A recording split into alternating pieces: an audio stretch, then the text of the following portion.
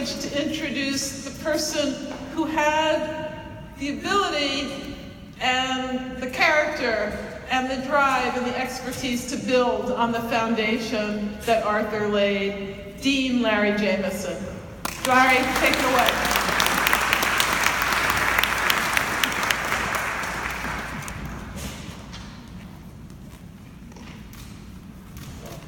Good afternoon. I'm so pleased to see all of you here to celebrate this portrait unveiling for Arthur Rubenstein.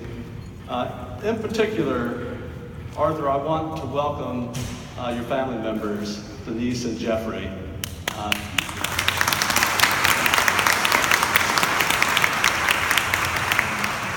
Everyone in this room knows how important family is to Arthur.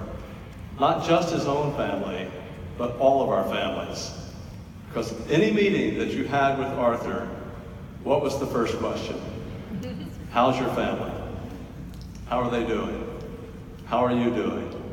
Very personal, and I know he brought these values to his own family. Denise, great to see you in Penn Blue. Wonderful to have you here. Jeffrey's children are in school, or they would be here today.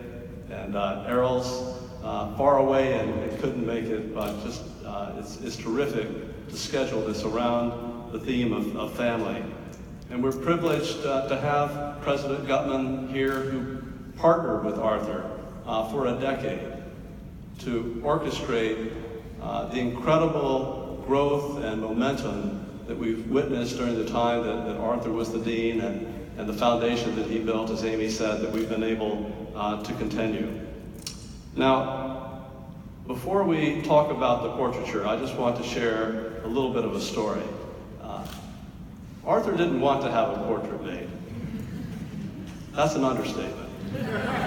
Arthur said no, very emphatically. And when Arthur says no, very emphatically, you know it's going to be a challenge. And he had a number of reasons. It cost too much money, so we would dismiss that one. I don't want my portrait made. You know, we've got too many portraits, and you can imagine the list. But John Glick and I, among others, persisted, and Arthur, it's very important to us to have this portrait. And I just want to provide a little bit of a historical context. I mean, all of you know that our school goes back more than 250 years, and portraits are part of this tradition. So the first dean of the medical school here was Caspar Wistar. You know, Bob and Penny Fox are here today. They've been very involved with the Wistar Institute that bears his name. But Dr. Wistar graduated from Edinburgh, the first dean of the medical school here. He was very involved in anatomy, midwifery. He was the president of the Society of Abolitionists here in Philadelphia, just a giant in the field of medicine, one of our founders. The second dean was Philip Singh Physick, who's widely considered to be the father of American surgery. He wrote the first American textbook of anatomy and pathology. He's thought to have done the first human-to-human blood transfusion. He developed sutures that would dissolve. So just again, you know, giants of American medicine. It's a really important tradition, and I'm so pleased that you agreed to participate in this tradition. Now, Arthur has had an incredible mark on academic medicine, and I want to highlight a few aspects of this impact. First and foremost, as a fellow endocrinologist, Arthur, you and I have a little bit of a shared history in the field of endocrinology. Coming from Chicago at one point, I've been privileged to be mentored by you, and now, of course, our careers have converged here at Penn Medicine. But I'm keenly aware of Arthur's impact on the field of diabetes. And it's part of his history that once you become dean, people don't pay so much attention to. but Arthur did some transformative and groundbreaking work in the field. He's also been a champion of women in medicine. He's been a champion of medical education. He's been a champion of geriatrics. He's been a caring clinician who's taught in our professionalism course for many years. For all of these accomplishments, Arthur's well known, but that's not why all of you came out here tonight. You all came out here because you know how Arthur made you feel as a faculty member, as a colleague, as a donor to the Penn Medicine cause, and it's because of your judgment, your humanism, your integrity, and some of the topics that I started out with, your focus on family and personal relationships. And we've all tried to learn from you, Arthur, and are deeply grateful for you as a role model, as well as all of these accomplishments.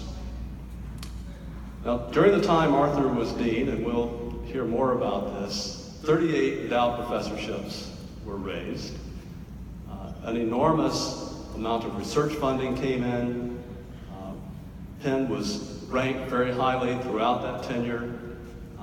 But also, we've seen the seeds of the progress that have occurred in the last few years sowed during that time, both with faculty appointments, but also planning for the Smilo Center for Translational Research, which houses many of our centers and institutes. It's been the theme that we're best known for, really around the world, translating basic discovery into first-in-human trials and ultimately treatments for patients.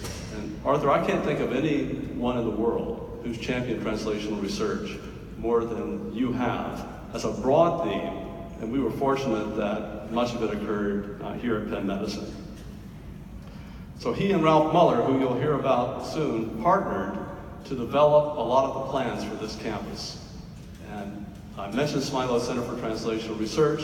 Part of that vision was to build clinical space, as Amy said, that connects to research space.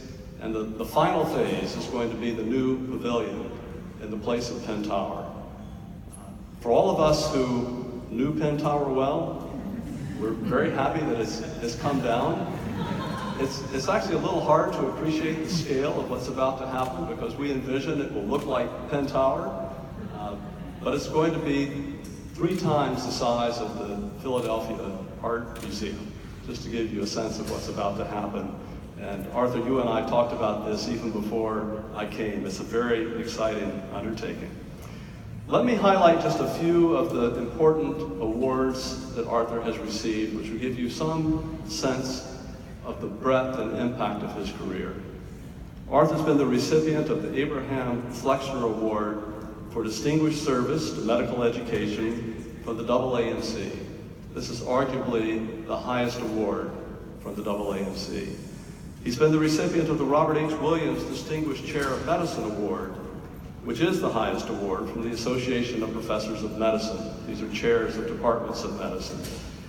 And he's received the George Kober Medal, the highest honor from the Association of American Physicians. This is really the trifecta, all of the most important awards in academic medicine.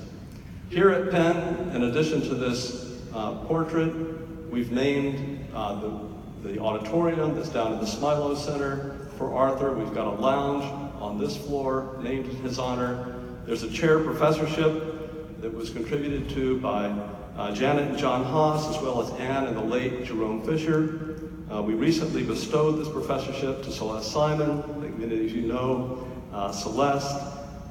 There's going to be a lasting legacy of your impact, and I'm delighted that this portrait will be a part of that lasting legacy. So let me now turn to the next speaker, who is a direct link in this endocrinology lineage. This is Mitch Lazar, who's the director of our Institute for Diabetes, Obesity, and Metabolism. He's also the chief of the Division of Endocrinology, Diabetes, and Metabolism. So Arthur and I both report to Mitch as endocrinologists. He's the Willard and Rhoda Ware Professor of Diabetes and Metabolism, recently elected to the National Academy of Sciences. Mitch, let me please welcome you up to the podium to say a few words about it.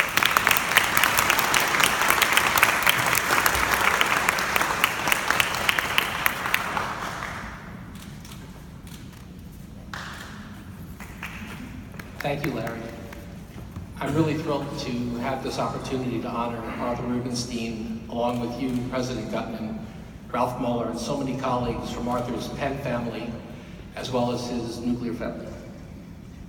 We've already heard so many wonderful things about Arthur, so I won't repeat them, well, not too many of them. I'll center my remarks on the year 2001. For some, that year is best known for the Space Odyssey.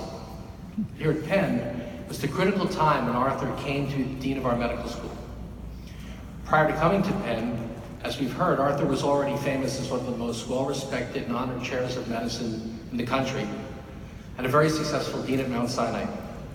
And even before that, he was world-renowned as an endocrinologist and diabetes researcher, whose pioneering work on insulin led not only to important basic science insights, but also to personalized diagnosis and care for patients with diabetes. Some of those things we still do today in our endocrine and diabetes clinics, long before the concept of precision medicine became fashionable. So, like Larry, as an endocrinologist and diabetes researcher, I was delighted when Arthur came to Penn to serve as Dean of the School of Medicine in 2001. He did not disappoint. I won't restate the many great things we've heard, but I do want to give a shout out to his creation of 3 new institutes at Penn: the Cardiovascular Institute, the Institute for Translational Medicine and Therapeutics, and the Institute for Diabetes, Obesity, and Metabolism, all of which debuted in 2005 and have continued to thrive more than a decade. Arthur, I'm personally grateful for your confidence in me as founding director of INO. In closing, I'll note that I'm the only one of the speakers today who was already at Penn when Arthur Rubenstein came here in 2001. Many of the faculty in the audience that are honoring Arthur today were also here at that time. We all remember how trying a time that was for our great institution. We were very concerned that drastic and irreversible steps would be taken to solve short-term problems at the expense of crippling Penn's status and future as one of the best academic medical centers in the world. Thankfully, Arthur rejected this notion and arrived with an unwavering vision of a new Penn medicine that would be more exciting and more influential than ever. He kept the great faculty intact and made it even greater. He recruited Ralph Muller, and with the support of the university, the rest, as they say, is history. A great history and a great legacy. Arthur, on behalf of all the faculty who were there at that time and those who are here today, I thank you for everything you've done to advance the Penn Medicine vision and mission, which continues to flourish under Dean Jameson, President Gutman, and the university leadership. The recognition that you are receiving today could not be more well-deserved.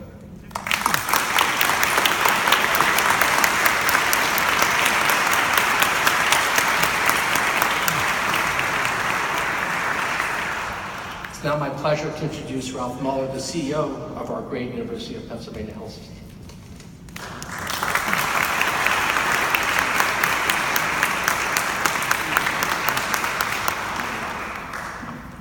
All right, as you've heard from Larry and Amy and Mitch, we've had a lot of opportunities to thank and recognize Arthur lately. But today is the time of the portrait unveiling. Now, Arthur had an extraordinary deanship for 10 years. As you heard, he's very modest about having his portrait done. It took almost as long to have the portrait done as he served as a dean, which gives you a sense of how reluctant he was. On top of that, I'm sure this past week, he had a bit of remorse when Apple acknowledged it was coming out with facial recognition. And Arthur, I'm sure, was sitting there saying, I could have avoided this for another year by just having Apple do my portrait with a little colorization. But we know that he's always been modest in our days together in Chicago and now at Penn as well. You've heard these themes, and a part of what I think is great about Penn is not just this great distinction, but we know what we stand for.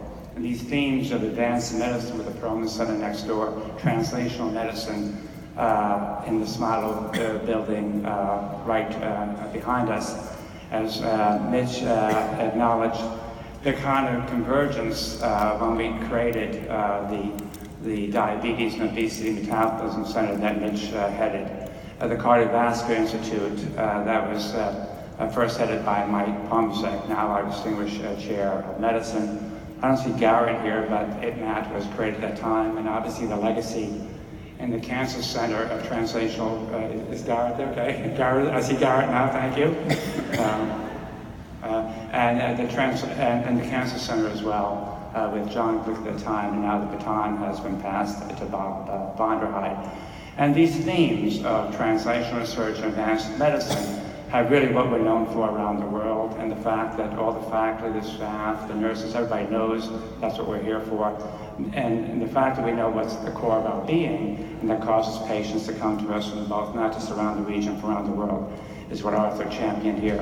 And both the simplicity of that message and the power of it that causes patients to come to us from around the world, and really energizes and activates all the faculty, the students, and everybody else, made this so powerful. So we did not have to make it complex for all the staff of Penn Medicine as we move forward. We had this sense of drive and purpose and commitment together. So I too am not going to repeat all the accolades that we've showered on Arthur today. It's great to see Denise and Jeffrey here. I'm sorry that Earl is not here, but I know he's thinking about this great honor we have for Arthur here today. But those kind of themes you heard today, of the commitment not just to his nuclear family, but the broad family of Penn Medicine, the generation of students and residents, and his dedication to residence education is known around the world as well, is part of the kind of themes that we constantly celebrate. So to have somebody in our midst who's been such a towering leader for American medicine is something we're not so proud of. And the fact that it took only 6 years to get him to do this portrait is something perhaps in some ways long overdue, but we're glad the time has finally come to acknowledge this as well. There are many other things by which, as you heard today, Arthur will be recognized, and it's good to have Celestia in the chair that's named after Arthur, and the auditorium down in Smilo. But it's nice to have a traditional measure. Since we've been doing this for 260 some years, it's good to have Arthur be up on our walls as well. So I want to now invite Amy and Larry to come back and see this wonderful portrait that we're going to do. And Arthur, come on too.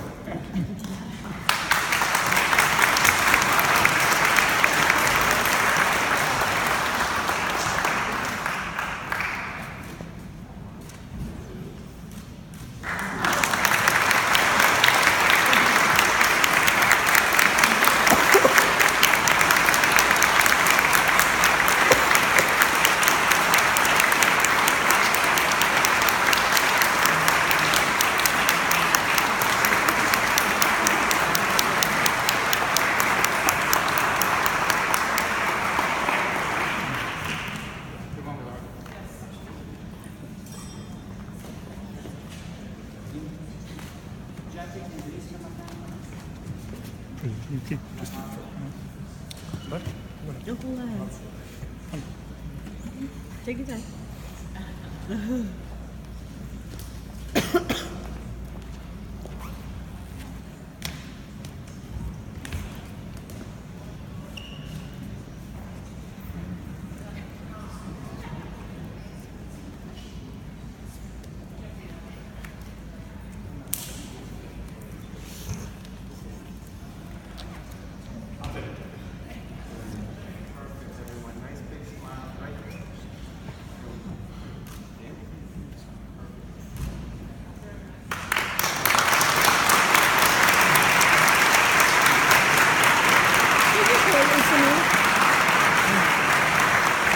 I will kill Jackie.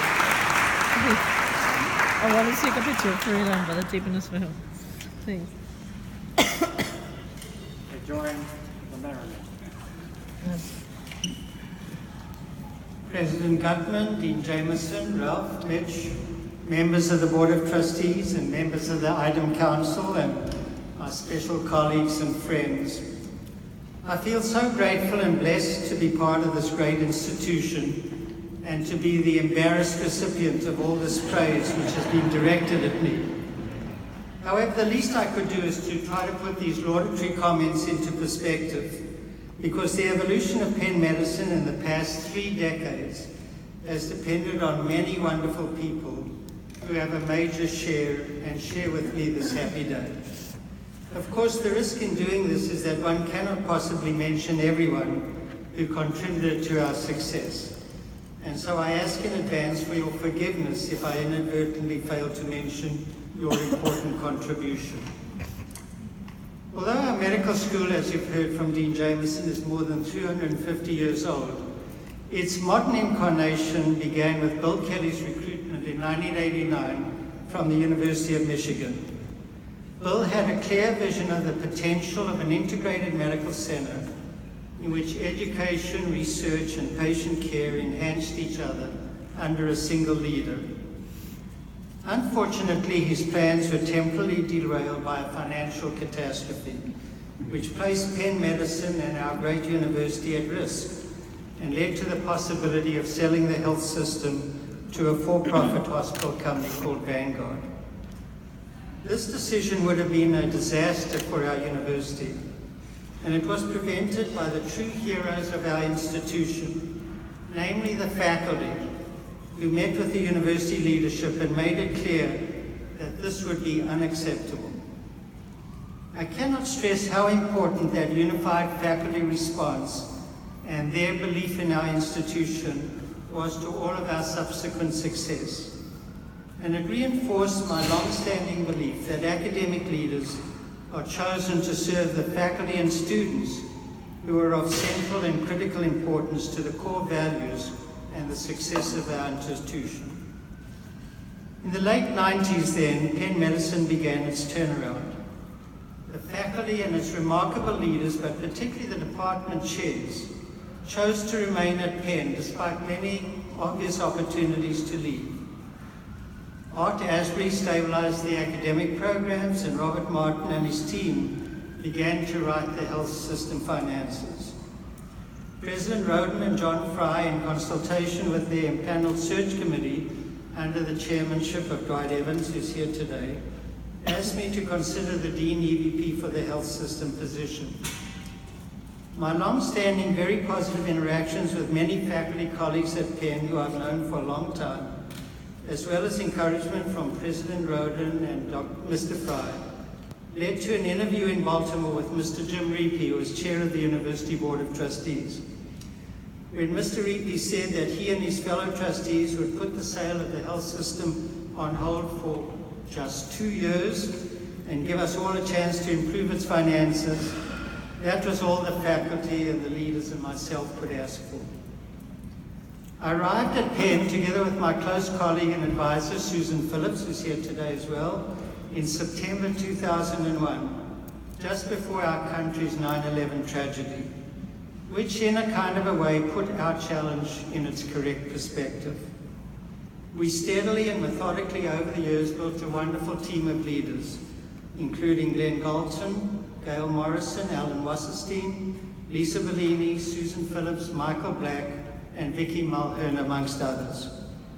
We developed an integrated, metric-driven strategic plan in early 2002 and tenaciously adhered to its central tenets, which were financial accountability, a commitment to capitalize on the synergy of education, research, and patient care, and the absolute requirement of our leaders to have a major stake in the overall institution's success, rather than on their own entity alone. And in addition, a strong belief that being part of a great university conveys many wonderful opportunities that we should take advantage of, as well as have an obligation to contribute to. The plan was an enormous success and was embraced and owned by faculty and students and staff, and their leaders were a pivotal component of our ultimate success. All these steps position us well to begin the task of moving our patient care operation forward. I knew from my past experience, as Ralph has mentioned, we worked together, that the very best person in the country to partner with me to do this, as I had seen him in action and worked with him closely, was of course Ralph Muller. Once he agreed to join us, we were able to broaden the excellence of Penn Medicine team to include Ralph's group, amongst whom I should single out Kevin Mahoney, And now we were really poised to not only stabilize Penn Medicine, but get it to move forward to its ultimate potential. Of course, despite these initial successes, there was one crucial final appointment of huge importance, and that was the choice of Dr. Roden's successor when she decided to step down after 10 wonderful years and productive years as president. When the Board of Trustees offered the position to Dr. Gutman, who was at Princeton, which, as you all know, doesn't have a medical school, I was really quite anxious as to how she would view our huge and somewhat financially at-risk institution. But from the first day I met her, she was absolutely great. Totally supportive of our enterprise in every possible way, including and importantly with the Board of Trustees. She was able to advise us in an excellent way, was flexible in terms of our needs, and committed to being certain that we were fully integrated into the rest of the university, which at Penn is at a level that I haven't seen at any comparable university around the world that I'm aware of. The senior officers, especially Craig Conneroli, Wendy White, Maureen Rush, John Zeller, Greg Ross, and her provost, among others, were incredibly helpful, and I cannot remember an occasion when I did not feel that our mission, as well as our faculty and students, did not have her complete and public support. And for this, Amy, we are all deeply, deeply grateful. And this was mirrored by the trustees, and especially by Mr. David Cohen, who chaired the Penn Medicine Board, and after Mr. Reepe's tenure, the University Board. The trustees, some of whom are here today, were wonderful.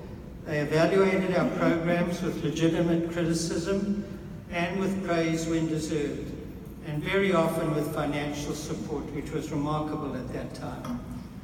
There were also my fellow deans. Together we formed a tight-knit and respectful group. We accomplished a great deal together, but really we had a lot of fun. After our initial recovery, and we knew we had to become attractive to patients and our families, not only in terms of their medical care, but also for providing them with facilities that showed respect for their needs at times of anxiety and vulnerabilities. At a pivotal juncture in this planning, Mr. Raymond and Mrs. Ruth Perlman made a naming gift for our beautiful outpatient center. This vote of confidence in us complemented the remarkable initial $100 million gift from the Abramsons that had named our cancer center, and was followed in short order by major donations from the Roberts family, the Smilos for the Translation Research Organization and Building, and the Jordan family for our Student Education Center, which is here. Barry Jordan's here and in this absolutely stunning space. This integrated structure with exemplary patient care, outstanding research, which informs educational endeavors, is, I think, unique across the world and has facilitated our great success and has become the envy of people all over the country. Of course, I have not nearly exhausted mentioning the crucial roles that so many great people played in the evolution of Penn Medicine. Susan Phillips and Tom Hacker, whose honest advice for me personally and networking ability were remarkable. Peter Quinn and Beth Johnston, who led the faculty practice with skill. Kevin Mahoney, who I mentioned, who straddles the school and health system with remarkable insight and skill. And Larry Jameson, my successor, who so successfully has brought his own experience, scientific excellence, and leadership vision to Penn Medicine, and for that I'm deeply grateful to Larry. And Kate Griffo and her outstanding development team, who have raised so much money. I wouldn't say it's embarrassing, but it's wonderful. And Mitch Lazar, my new boss, who spoke to you and has shown great kindness to me. It's a new experience to go every year and tell him what I've done. Which seems rather inadequate, but he's always very nice and said, "Oh, that sounds really good." So we kind of get along that way pretty well, I think. He showed great kindness to me and a group of amazing chairs, many of whom are here. The very best, in my opinion, of academic medical centers all across the country. And I do have the opportunity now, as one of these old people, to go around and give advice and listen to other people's problems. And every time I go, I just think Penn Medicine and the University of Pennsylvania are just so far ahead of all these places. It's just something that one should enjoy. Penultimately, I wish to explain why this portrait is being unveiled 6 years after my deanship ended. So many of you have made comments about it. It's kind of embarrassing. Truthfully, I really never felt I deserved this honor, and delaying the decision seemed totally reasonable to me. After all, hanging pictures. Anyway, the decision by default was upended by a good friend, John Glick, who's here, who threatened me many, many times and eventually says, Arthur, I'm going to hang an empty frame on the dean's wall with a blank background highlighted with the wall, guess who? When he enlisted Mike Palmersek, our very successful chair of medicine, I decided it was time to give up, and together with two of them enlisted the help of Mr. Daniels and Mrs. Lawrence Sternbach, who are here today, and as Amy said, I think did a really great effort to make me look presentable. Finally, as I know ever tire of mentioning in public, none of this would have been even remotely possible without the love, support, wisdom, generosity, and selflessness of my wife, Denise, of 5 years. I don't know if she'll stand up.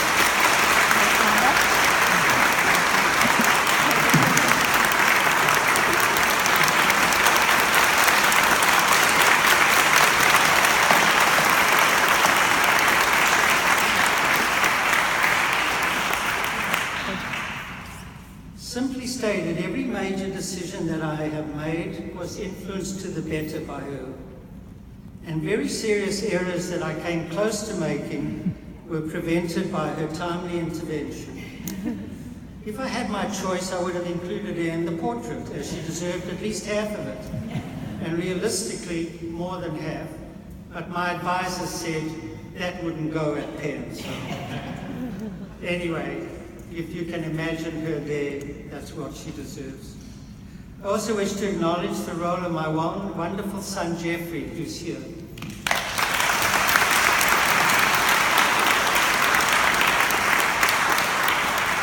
He and his beautiful family constantly enriched Denise and my life.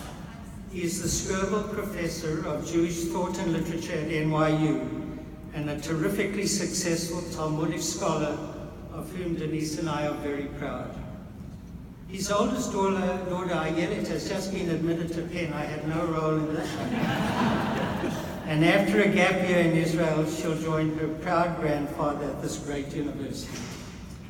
Finally, my youngest son, Errol, and his family, who live in Minneapolis and have 3-month-old twin boys, which is another miracle in its own right, sends his greetings, and I wish to acknowledge his and his family's love and support for Denise and myself. It has truly been a special honor to be and remain part of this great institution, and I thank you most sincerely, all of you, for giving me this wonderful opportunity. Thank you.